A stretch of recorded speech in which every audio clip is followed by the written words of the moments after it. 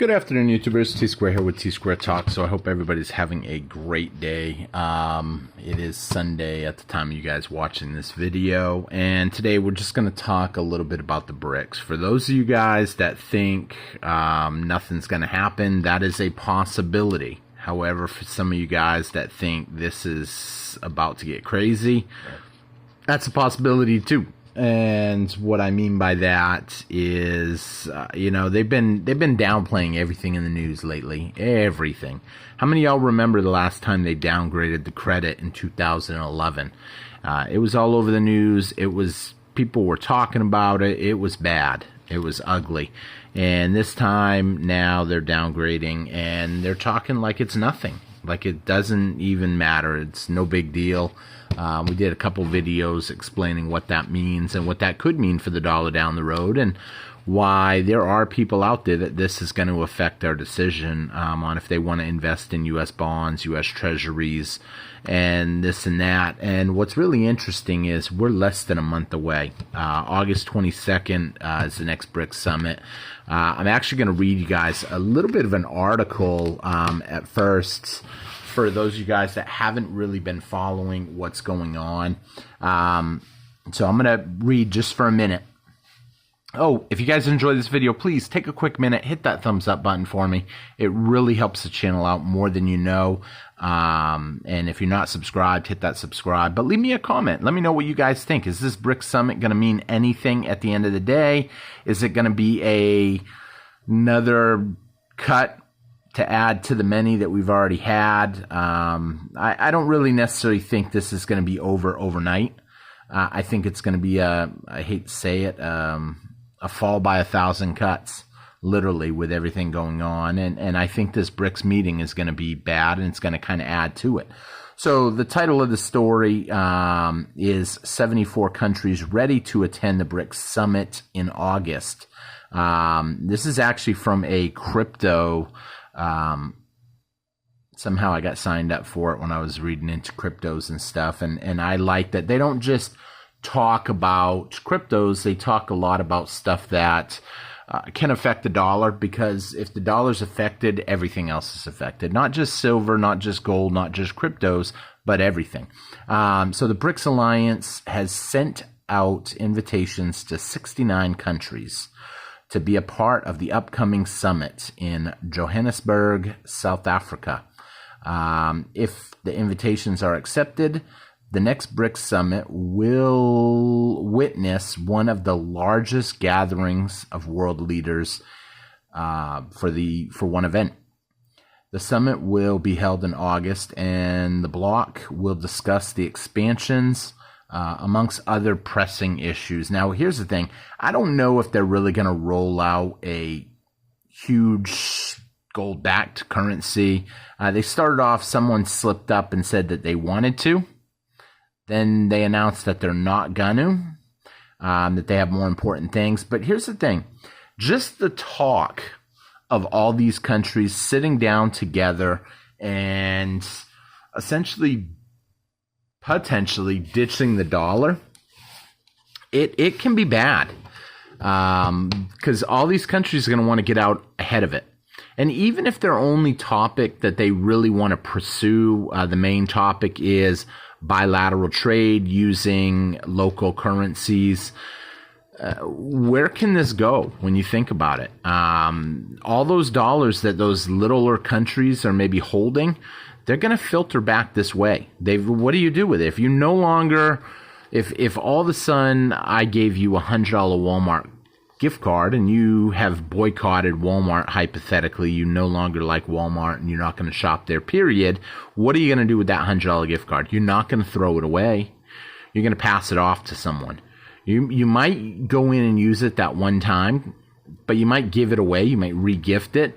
So I think the same thing is going to happen with a lot of these dollars. These dollars are going to be passed on and maybe not held as much from big countries, because they know the longer you hold it, it's almost like if I write you a check. Well, it's great if you don't cash the check right off. I don't know if you ever heard of people writing out checks and putting a date a week away. And you are supposed to, if you do that, you should tell them. But I mean, if you do that, the bank won't cash the check early. If you convince someone to hold a check for, hey, look, I'm paying you now the money I owe you, but I need you to hold the check for a couple weeks.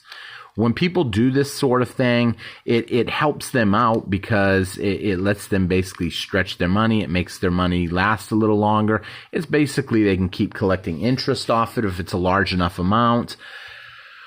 With that being said, these countries holding our U.S. dollars means they're not being spent, they're not being circulated, they're just being held. And when they're just being held, that's money that the government, excuse me, I'm yawning. That's money that the government printed, and it's not being circulated, so essentially we're not feeling the inflation. But when a lot of that comes back to the U.S., that's something to worry about. And more people are starting to wake up to this. And that's what's really kind of interesting but scary. So yesterday, if you noticed the film, the video that I put up yesterday, I had someone filming it for me. I had a buddy of mine filming it. We went to a poker game, and afterwards I was telling one of the guys that I had some gold coins with me, a package that I was going to go home and open, and he follows the channel, and he said, oh, let me see him. I'll film it. So he filmed the video for me yesterday. That's why you saw me in the video and not just my hands and the coins and me opening it up. But one of the other guys that was there playing poker, he told me, he goes, you know, you want to hear something crazy? Like only 25% of the world's money, if that, 20% of the world's money is actually in the form of paper. So if everybody were to go to the bank and take their money out, it would be bad. And here's the thing. A lot of us know this. We would call that a run on the bank. The bank does not have the money. And here's the thing. They don't even have the digits on the screen to pay you all your money. So if everybody went to the bank, and even if they didn't want to take cash, they just said, hey, look, I want to transfer my account to another bank. They can't even really do that.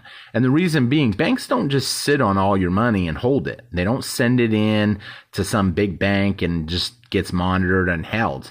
No, they invest that money. They invest it on home loans. They invest it on car loans. They invest it on other things that will bring in interest and payments every month. One of the big things a lot of them will buy is bonds. Treasury bonds, because, you know, they know they buy them up. They believe they're safe and they can never come down. Although right now, as more and more people are moving away from the dollar and they're spending their money, they're holding silver, they're holding gold, they're buying food, they're getting rid of their dollars. You're seeing the dollars get more concentrated in individuals. So you might have guys like Elon Musk hitting new records with money.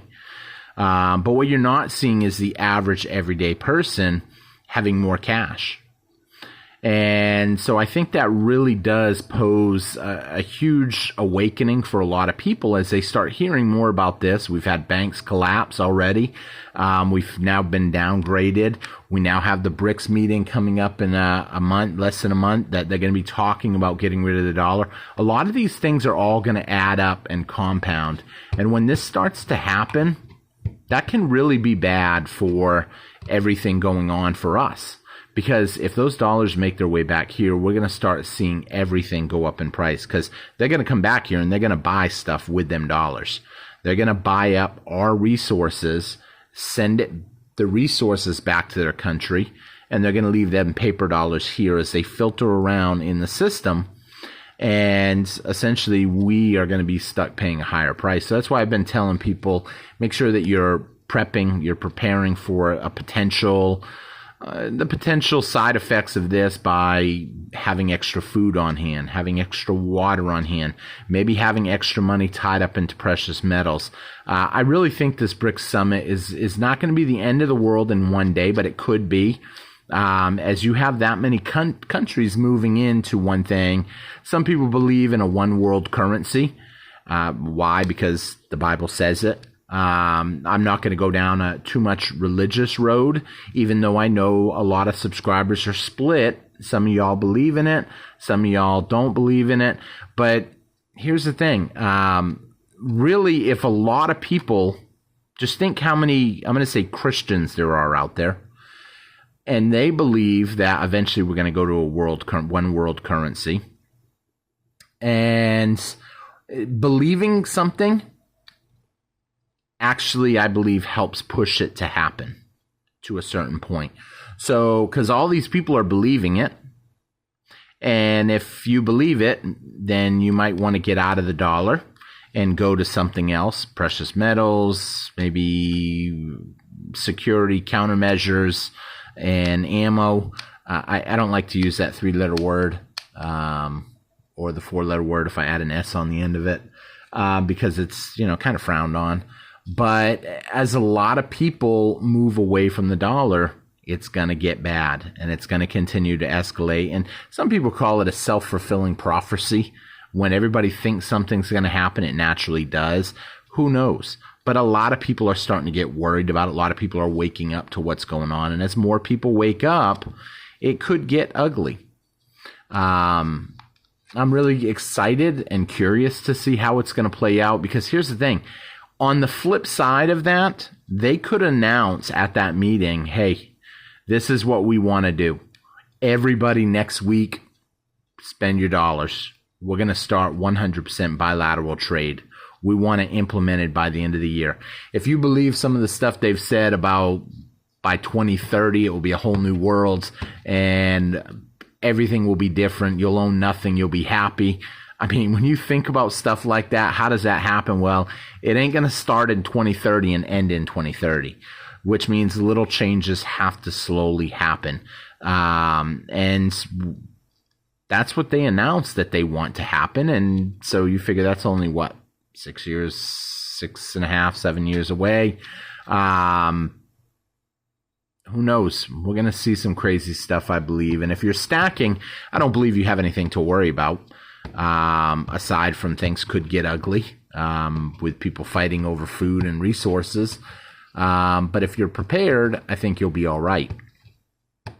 So that's why I say, keep stacking, keep prepping, and then you have really nothing to worry about essentially because you're prepared for it. It's going to be the people that are unprepared when this all goes down that are going to be upset. Just like the financial housing collapse. And some people I know are holding cash, which, keep in mind, during World War II, after the war, a lot of people saw inflation and then they started holding their cash and they thought it was better, but they were scared. They didn't know what was going on. And then essentially it flooded all that cash. Once they felt comfortable, they flooded that cash back into the system. And that's what really can push inflation. Right now, I'm talking to a lot of people and I'm hearing them say that they believe another 2008 is right around the corner. I said, it could be. What are you doing? And they say, well, I'm saving all my cash. I said, why? And they say, because if 2008 happens all over again, I'll be able to spend all that cash and buy property at a quarter of the price. And that's a possibility. But what's going to happen if that doesn't play out like that? Eventually, those people will spend that cash. There again, that's more cash that's being held back, that's not being spent, that's not causing or adding to the inflation. And when we start to see that come back into the markets, come back into the everyday purchases, we can really see havoc coming. I want to talk a little bit more in the next couple of days about energy. I believe that energy is going to be a major factor only because I had a comment the other day that basically talked a little bit about how they can mine silver really cheap and there's plenty of it, but it's a game, it's a shell game. And I said, that's a possibility, but are you factoring in the energy costs? If energy goes up, that changes the whole formula, because the number one thing that goes into mining silver is the energy cost. And if the energy goes up, then obviously the cost to mine the silver goes up, which means the cost of the silver has to go up in the end. And so with that being said, we'll be doing a video on that pretty soon. But it's something to think about right now. I'm hoping tomorrow night we're going to see a drop in the silver market. We'll see what happens. I'm waiting on a dip. That way I can pick up a little bit more ounces. I'm kind of under my normal monthly purchase right now, only because we've seen prices rise. We've seen them start slowly working their way down, but they haven't came down to the price number that I'm looking for yet. So we'll see what happens. I'm going to keep you guys informed on my thoughts on the price markets. I'd like to see 12 something again. That way I can go back to pick up some of the stuff that I had picked up before at a low price. The good news is with premiums inching their way down, if nothing bad happens, it might be a combination between a little bit of a lower silver price, a little bit of a lower premium, and then I get my number that I'm looking for at the end. So with that being said, I thank everybody for watching. I hope you enjoyed the video, and I will see you guys again tomorrow on Tsquare Talk. Please make sure you hit that thumbs up. If you're not subscribed, hit that subscribe button. Leave me a comment. Let me know what you think. I love reading y'all's comments, and I will see you guys all again on Tsquare Talk. Take care, everybody. Bye-bye.